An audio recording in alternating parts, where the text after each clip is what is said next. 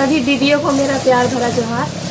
मेरा नाम सोनी केरकेट्टा है और आज के वीडियो में मैं लाई हूँ कि आप अपने समूह को किस प्रकार से अधिक लाभ पहुँचाएंगे और आपका समूह किस प्रकार से उन्नति की ओर जाएगा।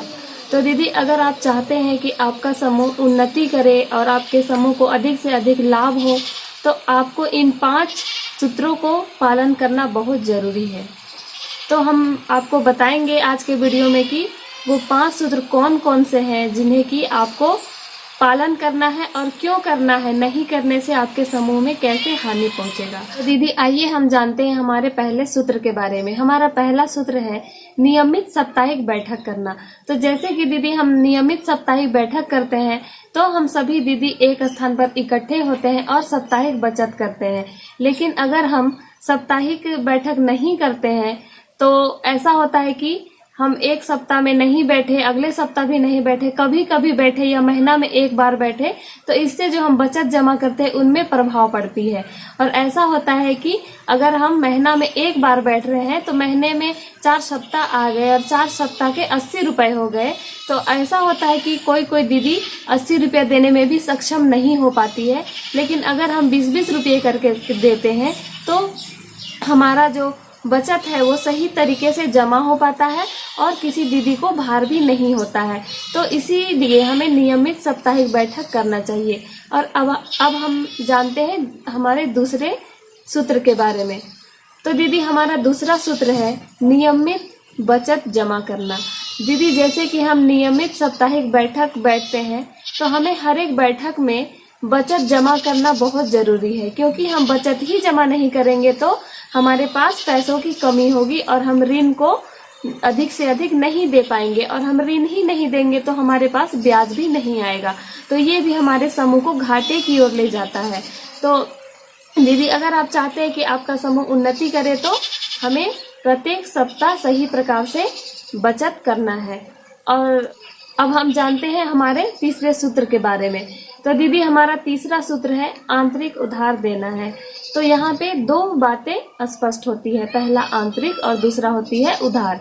तो दीदी, जैसे कि यहाँ कहा गया आंतरिक उधार, तो मैंने आपको पिछले वीडियो में बताई हूँ कि हमारे जो समूह बनते हैं वो 10 या 12 दीदी को एक समूह में शामिल किया जाता है और उसी से स्वयं सहायता समूह बनाया जाता है। तो जो भी 10 या 12 दीदी होती है वो प्रत्येक सप्ताह 20 रुपए के दर से अपने समूह में जमा करती है और जो वो बचत होती है उन्हीं को ऋण में लिया जाता है। तो सबसे पहला तो यहाँ आंतरिक ऋण लेन देन करना है। ऐसा नहीं होना चाहिए कि कोई महिला समूह में नहीं है और वो बाहर से आकर के कह रही है कि मुझे बहुत ज़रूरत है पैसे का, तो आप ही में से कोई दीदी अपने नाम से मुझे निकाल करके दे दीजिए।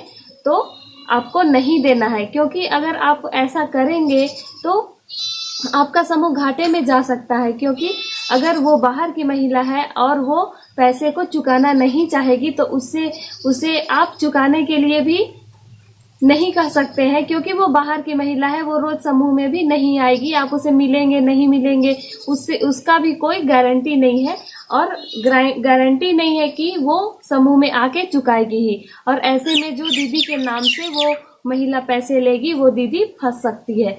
तो आप आंतरिक लेन देन करें, बाहर के लोगों को बाहरी लेन देन ना करें। तो हमें आंतरिक लेन देन करना है और उधार भी हमें देना बहुत ज़रूरी है। क्योंकि दीदी, अगर हम 20-20 रुपए प्रत्येक सप्ताह रख रहे हैं और उसे हम किसी को देना नहीं चाह रहे हैं, किसी को ऋण में नहीं देना चाह रहे हैं और हम उस पैसे को सिर्फ समूह में समेट के रख रहे हैं, तो इससे हमारे समूह को कोई लाभ होने वाला नहीं है। क्योंकि हमारे समूह में जब पैसे होते हैं तो उस पैसे को दीदियों को जैसे ज़रूरत होती है उसके अनुसार वो अपने ज़रूरतों को पूरा करने के लिए समूह से ऋण उधार में लेती है। उसके बाद में जब वो ऋण लेती है तो उस टाइम उस दीदी से पूछा जाता है कि आप इस ऋण को क्यों ले रहे हैं, किस उद्देश्य से ले रहे हैं और आप इस ऋण को कितने दिन में भुगतान कर दीजिएगा, कितने दिन में आप समूह को इस ऋण को वापस कर दीजिएगा। तो इन बातों को रखा जाता है और उधार में दिया जाता है। और जब वो दीदी उधार को चुकाती है तो मूलधन और ब्याज दोनों साथ में चुकाती है। तो मूलधन तो हमारा जो समूह का है वो रहता ही है, लेकिन ब्याज जो हमारे समूह में आता है वो हम सभी दीदियों के लिए लाभ होता है। तो दीदी हमें इस तीसरा सूत्र को भी जरूर पालन करना है कि हमें क्या करना है, आंतरिक उधार देना है। तो दीदी अब हम जानते हैं हमारे चौथे सूत्र के बारे में। दीदी हमारा चौथा सूत्र है समय पर उधारी वापस करना। जैसे कि दीदी मैंने अभी आपको बताया कि हम जरूरतों के अनुसार समूह से उधार लेते हैं, लेकिन हमें सिर्फ उधार को लेकर के उसे चुपचाप नहीं रहना है, मटिया नहीं देना है, बल्कि क्या करना है, समय पर उधार को वापस करना है। इससे हमारा समूह उन्नति करेगा, क्योंकि हमारे समूह में 10 या 12 दीदी होते हैं जिनकी हर एक की जरूरतें होती है और हम सभी गरीब महिलाएं हैं। तो जैसे कि हमारी जरूरतें होती है तो हम इस समूह से उधार लेते हैं और समय पर चुकाते हैं। लेकिन अगर हम समय पर नहीं चुकाए तो क्या होगा कि एक दीदी की वजह से पूरा समूह प्रभावित होगा, एक दीदी की वजह से दूसरे दीदी की जरूरतें नहीं पूरी हो पाएंगी। तो जैसे कि हम उधार ऋण लेते हैं उसे समय पर हम चुकता करें और ब्याज के साथ चुकता करें ताकि हमारा समूह उन्नति करे। तो आइए अब हम जानते हैं हमारे पांचवें सूत्र के बारे में। तो दीदी हमारा पांचवा सूत्र है सही हिसाब किताब रखना। तो दीदी अगर हम अपने समूह को उन्नति करना चाहते हैं तो ये हमारे लिए बहुत ही महत्वपूर्ण सूत्र है कि हम अपने समूह के हिसाब किताब को सही ढंग से रखें और हम सभी जितने भी सदस्य हैं हर एक को जानकारी हो कि हमारे समूह में कितना आ रहा है, कितना जा रहा है, कितने हमें लाभ हो रहे हैं, कितने खर्चे हो रहे हैं, हर एक को जानना जरूरी है और इसे सही प्रकार से हिसाब किताब रखना जरूरी है।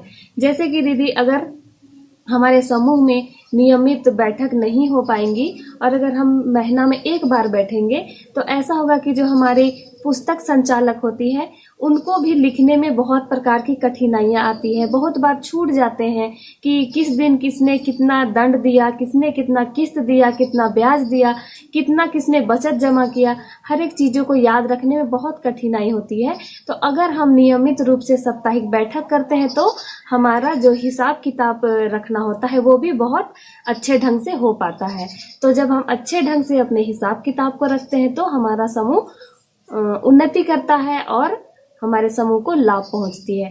तो दीदी आप लोगों को समझ में आ गया होगा कि अगर हमारे समूह को हमें उन्नति की ओर ले जाना है तो हमें इन 5 सूत्रों को पालन करना बहुत जरूरी है। तो दीदी अगर आप लोगों को मेरी वीडियो पसंद आई तो एक लाइक कर दीजिए और अगर आप चाहते हैं कि मेरा हर एक वीडियो आप तक पहुंचे, क्योंकि मैं स्वयं सहायता समूह से जुड़ी हर एक प्रकार की वीडियो बनाती हूँ, जो प्रैक्टिकल होती है वो भी बनाती हूँ और मैं आने वाले वीडियो में बनाने वाली हूँ कि जो बुक कीपर की 7 पुस्तकें लिखने का कार्य होता है उसे किस प्रकार से लिखा जाता है। तो दीदी आप लोगों ने आज इन वीडियो में जाना कि अपने समूह को किस प्रकार से उन्नति की ओर ले चलना है। तो आप सभी इन 5 सूत्र को पालन कीजिए और अपने समूह को उन्नति की ओर ले चलिए। और अगर आपको मेरी वीडियो पसंद आया तो लाइक, कमेंट, शेयर जरूर कर दीजिए। सभी को फिर से जोहार।